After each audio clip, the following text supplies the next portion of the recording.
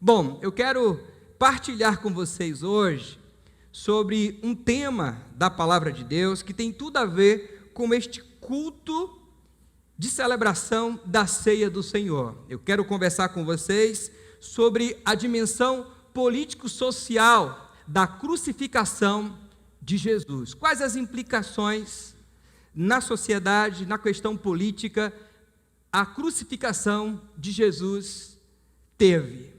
E, claro, eu quero contextualizar pensando sobre duas coisas que, ao longo desta semana, ocuparam as mídias televisivas, os jornais, as redes sociais. Duas coisas especificamente ganharam grande notoriedade no nosso país. A primeira coisa que a gente recebeu como um grande impacto foi o julgamento de uma jovem, a Mariana Ferreira, conhecida como Mari Ferrer, e a gente ficou indignado, é a palavra, diante do tratamento que ela recebeu de um vídeo vazado, de um julgamento, de uma audiência. E a gente pode descrever uma série de coisas ali. A gente pode descrever que ali houve humilhação, a gente pode descrever injustiça, a preferência diversa, ali entra a questão de gênero, entra o machismo, ali a gente pode perceber também a cultura patriarcal, androcêntrica. Isso mexeu com a gente. E o segundo assunto, que também estampou assim as manchetes, foram as eleições dos Estados Unidos. E a gente daqui com a expectativa, cada um tinha uma preferência por candidato, por partido, enfim, estas coisas aqui, elas ocuparam a nossa semana, olhando, percebendo, e as duas coisas têm particularidades.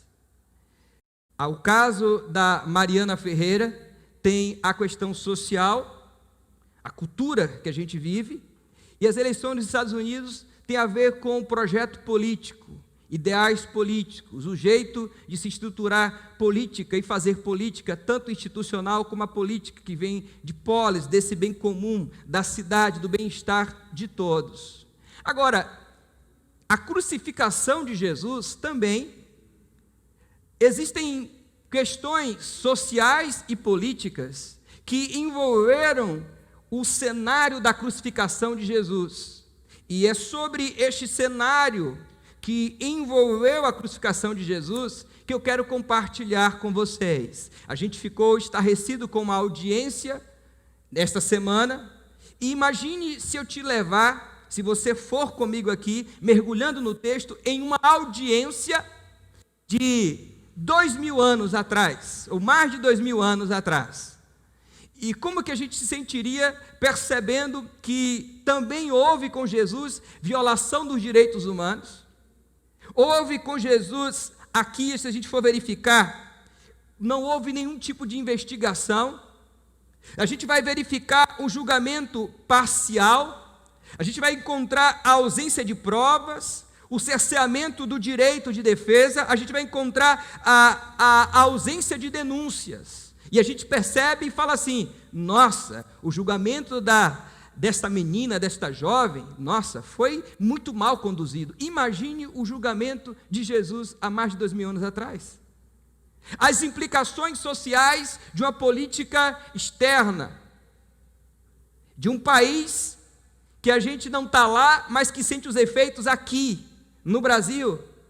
E Jesus, ele foi condenado por se manifestar, por ser uma voz, por ir de encontro às políticas do Império Romano. Jesus foi crucificado, foi entregue por causa de uma voz, para dar voz àqueles que não têm voz. E é sobre esse julgamento de Jesus que eu quero convidar vocês a lerem comigo o texto de Lucas, no capítulo de número 22, eu vou ler porções do capítulo 22 e também porções, versículos do texto do capítulo 23 do Evangelho de Lucas. Capítulo 22, verso 54, e depois eu leio com você o verso 63 em diante, tá bom? Capítulo 22 do Evangelho de Lucas, a partir do verso de número 54. Você que está em casa, acompanha o texto com a gente aí também, e vamos juntos ver essa leitura, ouvir essa leitura, acompanhar essa leitura. Diz assim o texto: eles prenderam Jesus e o levaram à casa do grande sacerdote. Versículo 63 do capítulo 22. Os homens que estavam guardando Jesus zombavam dele e batiam nele. Taparam os olhos dele e perguntavam: quem foi que bateu em você? Adivinhe. E diziam muitas outras coisas para insultá-lo. Quando amanheceu, alguns líderes dos judeus, alguns chefes dos sacerdotes e alguns mestres da lei se reuniram. E depois mandaram levar Jesus diante do conselho superior. E então lhe disseram: diga para nós se você é o Messias. Ele respondeu: se eu disser que sim, vocês não vão acreditar. E se eu fizer uma pergunta, vocês não vão responder. Mas de agora em diante, o Filho do Homem se sentará do lado direito do Deus Todo-Poderoso. Aí todos perguntaram: então você é o Filho de Deus? Jesus respondeu: são vocês que estão dizendo isto. E eles disseram: não precisamos mais de testemunhas, nós mesmos ouvimos o que ele disse. O capítulo de número 23 segue dizendo que em seguida o grupo todo se levantou e levou Jesus para Pilatos. E lá começaram a acusá-lo dizendo: pegamos este homem tentando fazer o povo se revoltar, dizendo a eles que não pagassem impostos ao imperador e afirmando que ele é o Messias, um rei. Aí Pilatos perguntou a Jesus: você é o rei dos judeus? Jesus respondeu: quem está dizendo isto é o Senhor. Então Pilatos disse ao chefe dos sacerdotes e à multidão: não encontro nenhum motivo para condenar este homem. Mas eles insistiram. Ele estava causando desordem entre o povo em toda a Judeia. Ele começou na Galileia e agora chegou aqui. E quando soube que Jesus era da região governada por Herodes, Pilatos o mandou para ele, pois Herodes também estava em Jerusalém naquela ocasião. Herodes ficou muito contente quando viu Jesus, pois tinha ouvido falar a respeito dele e fazia muito tempo que queria vê-lo. Ele desejava ver Jesus fazer algum milagre. Então fez muitas perguntas a Jesus, mas ele não respondeu nada. O chefe dos sacerdotes, os mestres da lei, se apresentaram e fizeram acusações muito fortes contra Jesus. Herodes e os seus soldados zombaram de Jesus e o trataram com desprezo, puseram-no uma capa luxuosa e o mandaram de volta para antes, assim, pensarem a respeito dele, como Pilatos, naquele dia de Herodes e Pilatos, que eram inimigos e se tornaram inimigos. O verso seguinte, de número 14, diz assim: e disse: vocês me trouxeram este homem e disseram que ele estava atiçado, e atiçando o povo para fazer uma revolta, pois eu já lhe havia várias perguntas feito diante de todos vocês, mas não encontrei nele nenhuma culpa. E o verso 15, Herodes continua dizendo: também não encontrou nada contra ele, por isso mandou de volta para nós. Assim é claro que este homem não fez nada que mereça a morte. No verso 17, nós encontramos toda a multidão gritando: mas este homem não fez nada. Dizia Pilatos, mas mesmo assim a multidão gritava: mata esse homem e solta Barrabás. Verso 21 vai dizer: crucificam, crucificam e crucificam. E o verso 22, Pilatos vai insistir, dizendo: mas que crime ele cometeu? Não vejo neste homem nada que o faça com que ele mereça a pena de morte. Vou mandar que ele seja chicoteado e depois vou soltá-lo. Porém, o povo, a multidão, aqueles que estavam ali, continuavam a gritar bem alto, pedindo que Jesus fosse crucificado, e a gritaria deles venceu. Pilatos condenou Jesus à morte, como eles pediam, e soltou o homem que eles queriam, chamado Barrabás. Aqui a gente encontra na narrativa lucana um pouco da trajetória que Jesus Cristo viveu, a trajetória do julgamento de Jesus. Como eu disse no início, se você ficou indignado, indignada com o tratamento que a Mariana Ferreira foi tratada, recebeu, se você ficou indignado, indignada com a forma imparcial, a forma como agiram ali, promotor, juiz, advogado, imagine Jesus Cristo aqui. O texto vai informar para a gente que na quinta-feira à noite, de modo irregular, Jesus foi levado pelos soldados, claro, traído por um de seus discípulos, para a casa do sacerdote principal, do sumo sacerdote. Uma prisão que não deveria acontecer, não poderia existir, portanto, ilegal. E não somente a prisão foi ilegal, como o interrogatório foi ilegal. E ali o Jesus, o Cristo de Deus, foi parte de uma brincadeira dos soldados romanos, que perguntavam para ele quem tinha batido nele, para que Jesus tivesse que responder de olhos vendados. E aquela brincadeira, Jesus no dia seguinte estava com o corpo todo cheio de hematomas, porque foi uma noite de muita violência, direitos humanos violados. E aí na sexta-feira, a corte judaica se reúne, e ela nem podia se reunir, porque era a época da Páscoa. Mas a corte judaica, composta por 70 membros ali do sinédrio, dos escribas, sacerdotes, do sumo sacerdote, se reuniram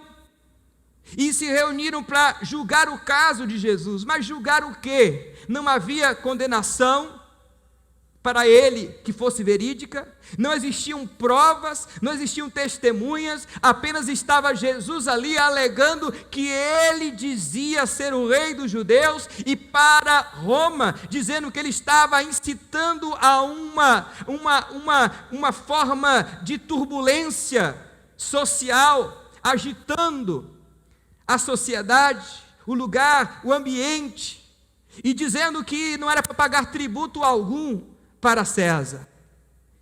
Na sexta-feira, o sinédrio o leva, o interroga, e depois, em seguida, Jesus é levado para apresentar ao imperador, ao governante, àquele que tem autoridade, porque os judeus não poderiam condenar ninguém à morte. Eles não tinham essa autonomia. Embora Roma permitisse que os cultos aos seus deuses continuassem, algumas coisas eles não poderiam fazer. E é claro, Jesus, ele é levado para o rei, para o governante, para a autoridade maior.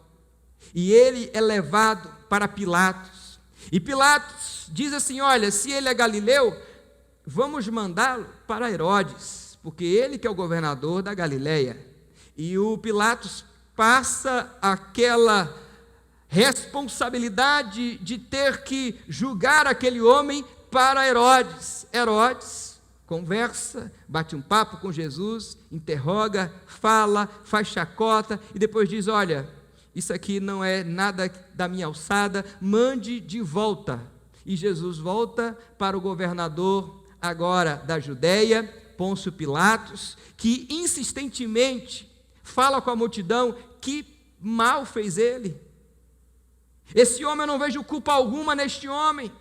Mas toda a multidão gritava insistentemente. A gente poderia dizer que Jesus foi condenado pela terceira instância. A primeira instância, Herodes, A segunda instância, Pôncio Pilatos. E sabe qual era a terceira instância? O povo, a multidão.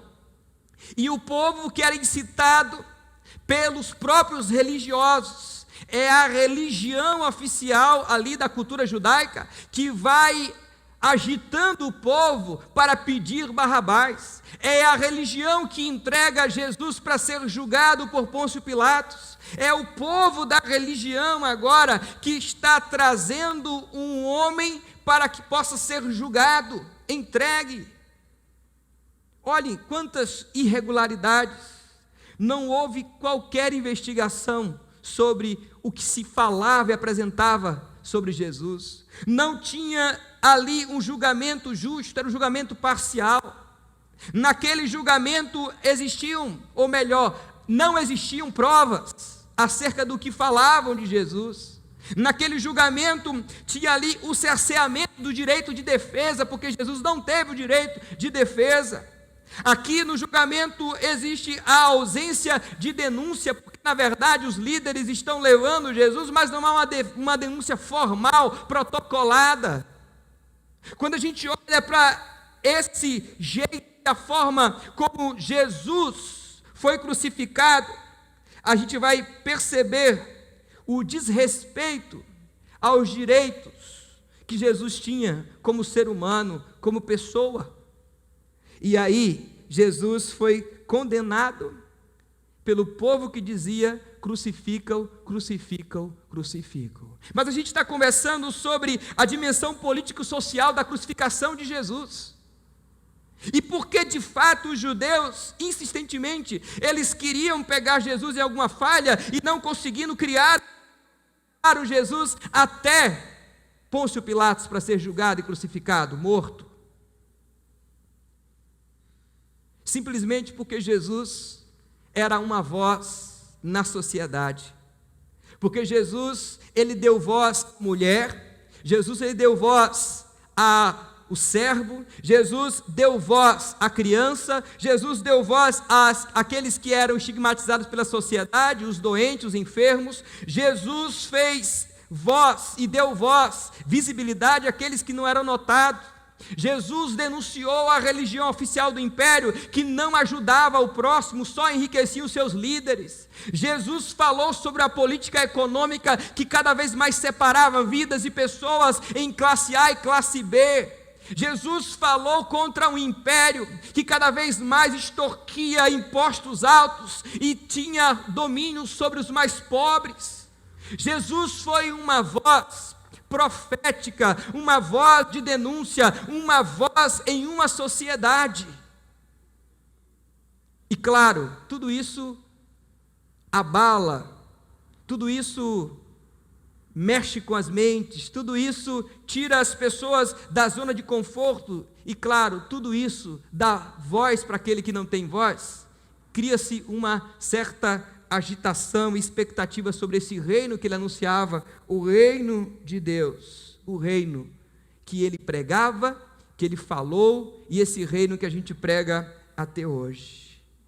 Eu queria que você pensasse na crucificação de Jesus, não somente a partir da visão teológica, de que Cristo é o Filho de Deus e que morreu pelos nossos pecados, e que, portanto, hoje, a gente pode cultuar e celebrar por causa do Cristo de Deus que se entregou. Mas eu queria que você pensasse sobre a humanidade, pensasse sobre a sociedade, o modelo social da época, pensasse sobre a injustiça. Eu queria que você pensasse um pouquinho sobre a forma como o Cristo de Deus foi tratado injustamente. Eu queria que você pensasse um pouquinho sobre os direitos que foram violados dele. E aí, quando a gente encontra gente que não tem voz, quando a gente encontra pessoas sendo humilhadas, quando a gente encontra pessoas que não têm nenhum direito sobre as coisas, porque a sociedade, como está organizada hoje, vai privilegiar um e outros não. É só lembrar que a gente teve um Cristo que passou por tudo isso, e Ele se identifica conosco, Ele se identifica com a nossa dor, Ele sente o que nós estamos sentindo, porque Ele foi vítima de violência, porque Ele foi preso ilegalmente, Ele foi interrogado ilegalmente, Ele aqui foi acusado sem provas e foi condenado pelo mesmo povo que dias atrás o aclamava na entrada de Jerusalém, entrando em jumentinho, dizendo Baruch Bishem Adonai, ou seja, dizendo bendito, Baruch, bendito, aquele que vem em nome do Senhor. É a mesma multidão que grita: crucificam, crucificam e crucificam. É o mesmo povo que não está nem aí para os direitos sendo violados. É o mesmo povo que não está nem aí para a humilhação que ele está passando. É o mesmo povo que não está nem aí ser condenado sem provas. É o mesmo povo que está vendo sendo cerceado o seu direito de defesa. É o mesmo povo que está vendo ali a ausência de denúncia. É o mesmo povo vendo que não há legitimidade naquele julgamento e que ele está ali sendo oprimido, ele está ali sendo humilhado, ele está ali agora sendo alguém que está vivendo a injustiça na pele. Ninguém está ligando para nada dessas coisas. E aí é o ponto mais alto, eu diria, da nossa reflexão de hoje. Aquela multidão não se manifestou ninguém sobre as irregularidades que estavam acontecendo no julgamento de Jesus. E quantas irregularidades estão acontecendo em nossa sociedade por causa do modelo político, social, econômico que a gente vive? Quantas irregularidades estão acontecendo e a gente não está se manifestando como igreja, como voz de Deus? Quantas irregularidades que estão oprimindo cada vez mais o nosso semelhante, que está tirando o direito, tirando a voz, tirando a capacidade de ser gente neste mundo. Quantas pessoas? E onde e como nós estamos? Nós estamos bem do lado de cá, salvos em Jesus, e cada um do lado de lá, que cuide da sua vida e se vire do seu jeito.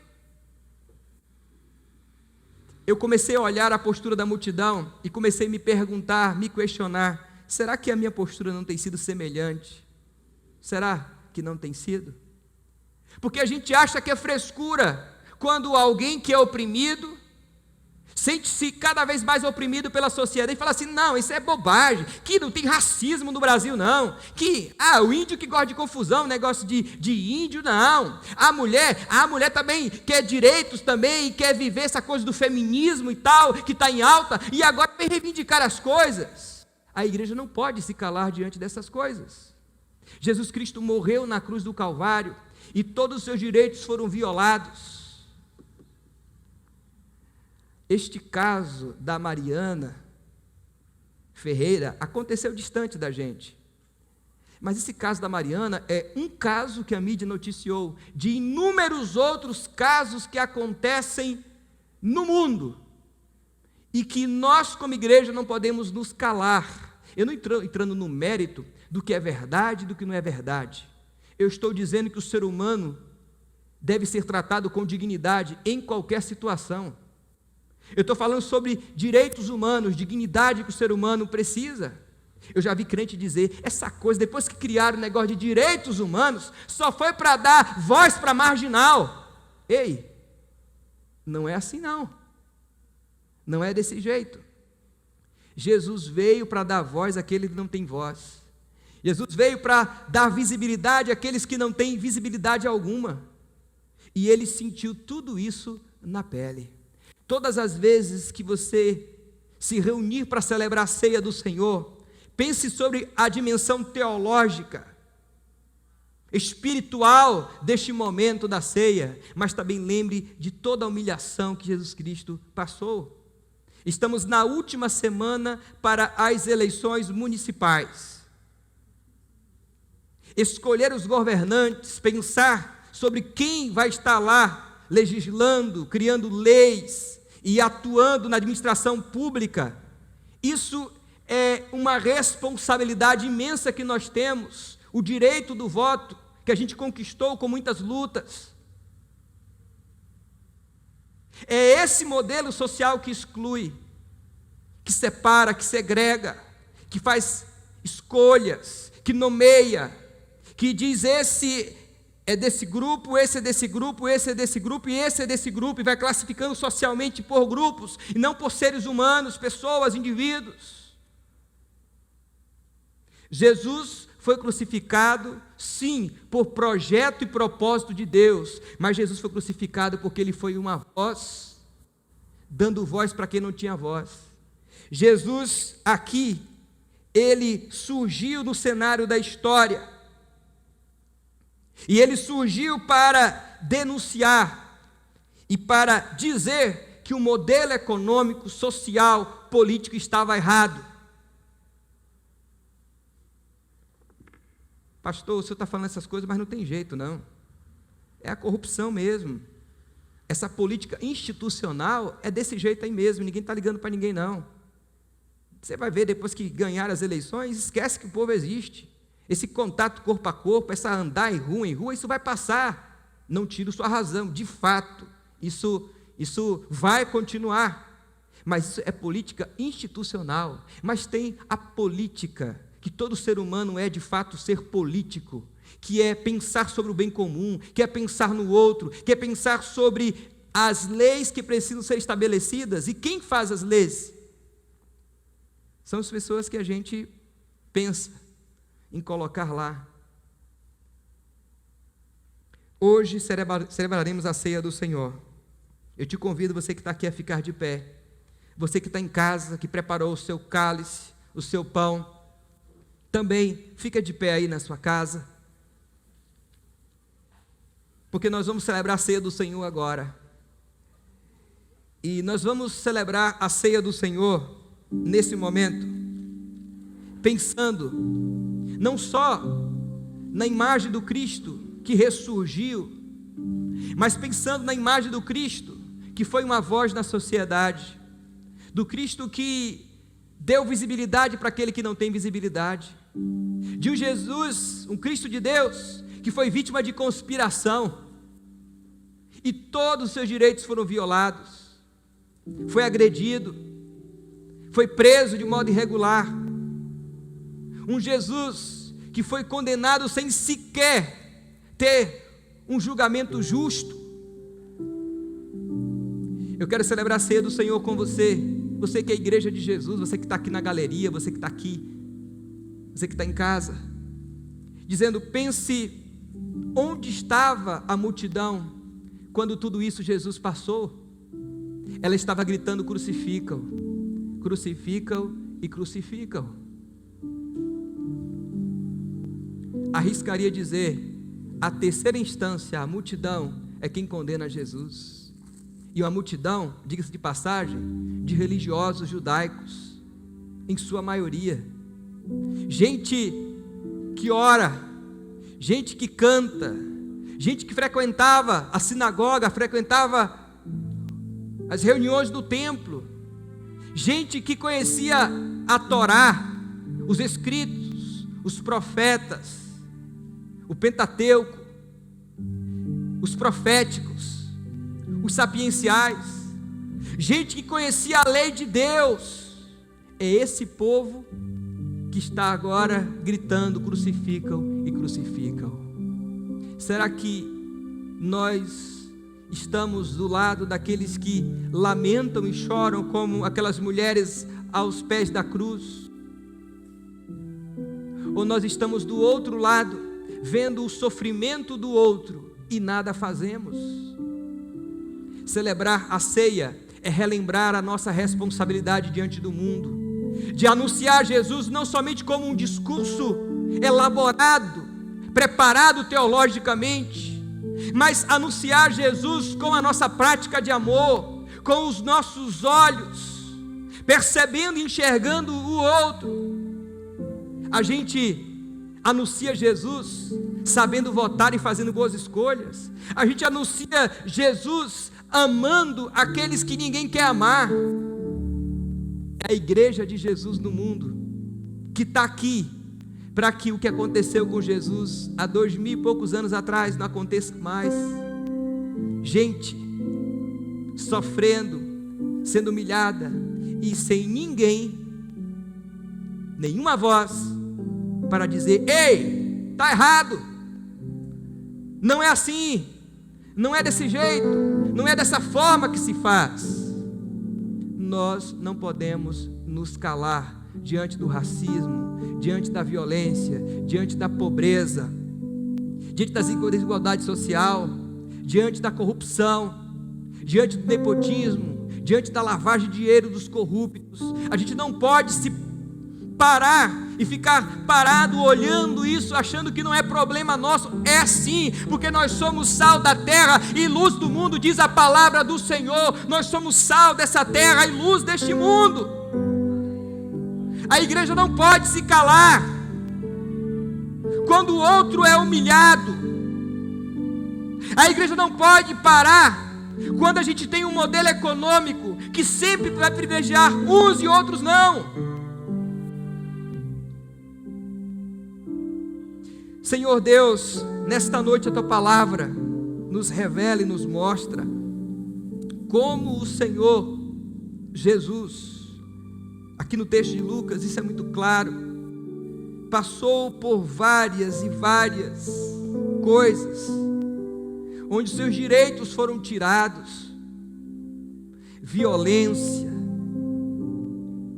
Deus, quando a gente olha para esse texto, a gente percebe quantas coisas Jesus passou e que nenhum ser humano deveria passar.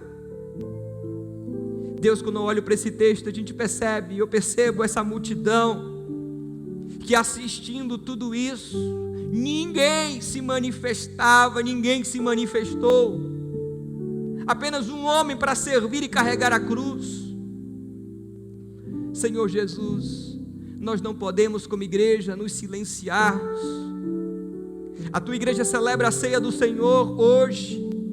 A mesa do Senhor é esse espaço de inclusão, onde todos e todas são bem-vindos, bem-vindas a esta mesa. A mesa do Senhor é esse espaço de tolerância, de diálogo. Essa mesa do Senhor é esse espaço de conserto de vida, de refrigério. A mesa do Senhor é esse lugar de realinhar a nossa caminhada com Deus. É lugar de exame de consciência. Senhor Jesus, não nos permita, nos deixe ficar calados diante de tudo que está errado nessa sociedade, Senhor. A tua igreja está aqui no mundo e tem um propósito. E qual é o propósito da igreja, se não dar voz àqueles que não têm voz? Trazer e dar visibilidade àqueles que não têm visibilidade, falar de amor, de inclusão, de tolerância com o próximo, falar de aceitação, falar, Senhor, sobre um Cristo de Deus que ama a todos e todas, independente de qualquer situação. Deus ama a todos, Deus ama a todas, em Jesus, que morreu por todos e todas. Senhor Jesus Cristo, que possamos, assim como o Senhor Jesus, ao ressurgir, vencer a morte, voltando e mostrando aos discípulos que eles têm uma missão diante do mundo, que a gente nessa noite possa ser despertado, para que esta missão, na nossa vida esquecida, possa voltar à pauta da nossa dinâmica de vida. Senhor Jesus, cuida da tua igreja, para que estejamos sarados, e sarados possamos sarar o mundo, o milagre da vida, o teu reino sendo anunciado, Jesus Cristo nascendo nos corações, nas famílias, toda a injustiça sendo dissipada, todas as obras das trevas sendo dissipadas, toda a desigualdade sendo dissipada, todo o pecado sendo arrancado do coração do homem, da mulher, do ser humano. Senhor Jesus Cristo, nesta hora nós celebraremos a ceia do Senhor, compreendendo muito mais do que a dimensão teológica da crucificação e do texto, mas a dimensão político-social que envolve a crucificação, e entendendo que nós não podemos nos calar, assim como o Senhor não foi tratado como deveria há 2000 anos, e quase um pouquinho mais do que isso, nenhum de nós pode ser tratado de modo indigno, porque somos todos e todas amados e amadas do nosso Pai. Obrigado, Jesus.